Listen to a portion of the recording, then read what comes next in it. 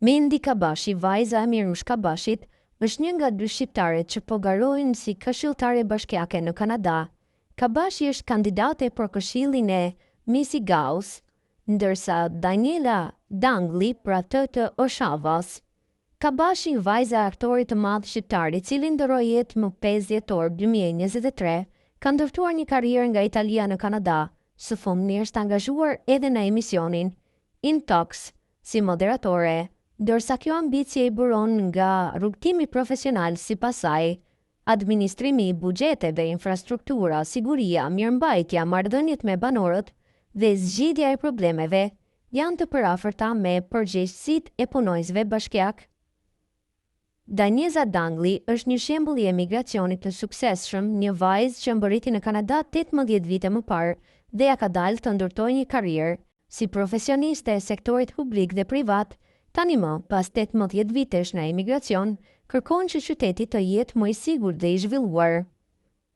Shkrimtarja Libert Vataj ka ndarë një postim në rrjetin e tij social, ku përshkrua në mënyrë të hollësishme platformën e dy vajzave, por mbi të gjitha rëndësinë që ka kjo iniciativë e tyre për komunitetin shqiptar në Kanada. Në vijim postimi i tij plot. Daniela Dangli dhe Mendi Kabashi, dy shqiptare që hyjnë në garën për përfaqësim politik në Kanada. Nga suksesi i diasporës te përgjegjësia publike, dy gra shqiptare synojnë të bëhen pjesë e vendimarrjes lokale kanadeze. Për komunitetin shqiptar kanadez, suksesi nuk është më vetëm një histori e rrugtimit individual, e punës së palodhur dhe e integrimit në shoqërinë kanadeze. Ai po merr gjithnjë e më shumë edhe formën e përfaqësimit qytetar dhe politik.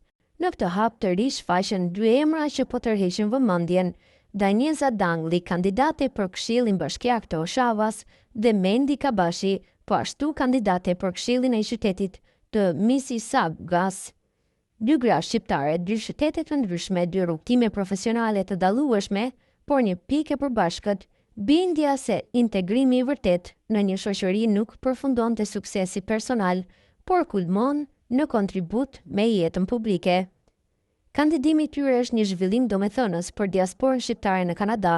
Për dekada shqiptarët kanë ndërtuar me punë, arsim, sipërmarrje dhe profesionalizëm një emër të respektuar në shoqërinë kanadeze.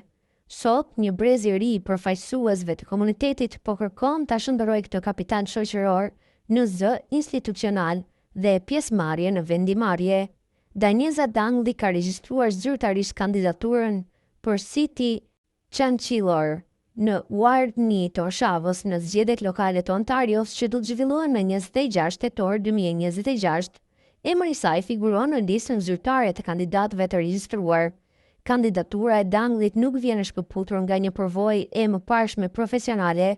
Ajo përshkruhet si profesioniste e sektorit publik dhe privat, këshilltare në politika publike dhe aktiviste komunitare, me përvojë në qeverisje, planifikim strategjik, çështje rregullatore, administrim zgjedhor dhe drejtim komunitar.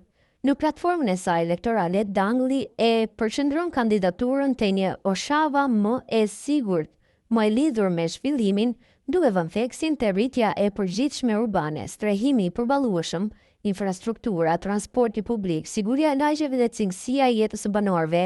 Kandidatura e saj ka edhe një simbolik personale. Sipas raportimeve të komunitetit shqiptar kanadez, ajo vendosi të hyjë në garë politike pikërisht 18 vjet pasi kishte emigruar në Kanada si landed immigrant. Kjo bën rrugtimin e saj një shembull domethënës të asaj që përfaqëson emigracioni i suksesshëm, nga ardhja në një vend të ri, te ndërtimi një karrierë edhe më pas te dëshira për të shërbyer komunitetit përmes institucioneve. Ndërkohë, Mendi Kabashi, një tjetër zër shqiptar në politikën lokale të Ontarios. Në qytet, një tjetër emër shqiptar ka hyrë në garë për përfaqësimin vendor, Mendi Kabashi. Ajo vjen nga një rrugtim profesional i veçantë. Bia e aktorit të madh shqiptar Mirush Kabashi, ajo është formuar në fushën e drejtësisë dhe të administrimit, ka kryer studime dhe formim ushtarak në Itali, ka kryer si oficere dhe më pas si këshilltare ligjore në Ministrinë e Mbrojtjes në Shqipëri. Në Kanada, ka ndërtuar një karrierë si senior condominium manager, duke drejtuar komunitete rezidenciale, duke u marrë me financa, siguri, infrastrukturë dhe menaxhim të projekteve komplekse. Paralelisht, Mendi Kabashi është bërë e njohur edhe si moderatore dhe intervistuese e emisionit In Talks, ku ka zhvilluar biseda me personalitete nga politika, diplomacia, biznesi dhe kultura. Në një intervistë të fundit ajo ka shpjeguar kandidimin e saj jo si një kthes të papritur drejt politikës, por si një vazhdim të natyrshëm të përvojës së saj profesionale, administrimi i buxheteve, infrastruktura, siguria, mirëmbajtja, marrëdhëniet me banorët dhe zgjidhja e problemeve janë si pasaj në thelb të afërt me përgjegjësitë e një këshilltare e bashkiake. Dhe në këtë rrugtim, mbiemri Kabashi mbart edhe një trashëgimi të fuqishme kulturore.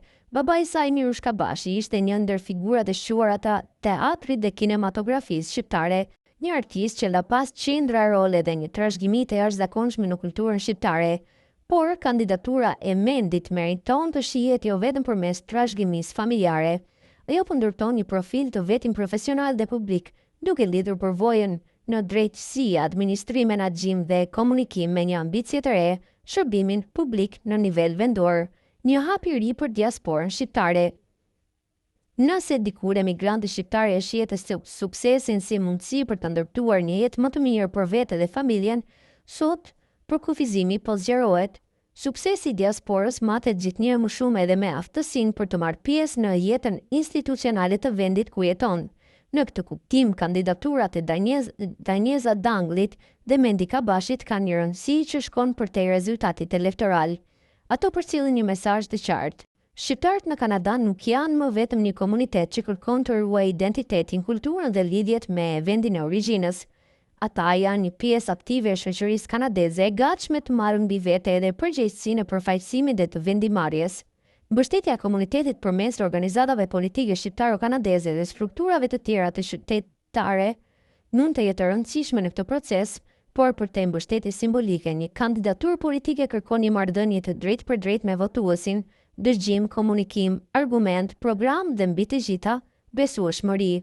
Prandaj sfida e Danglit dhe Kabashit nuk është vetëm të fitojnë një garë elektorale, është të dëshmojnë se zëri shqiptar mund të bëhet pjesë organike e mozaikut politik kanadez, pa humbur as identitetin, as përgjegjësinë qytetare ndaj shoqërisë ku jeton.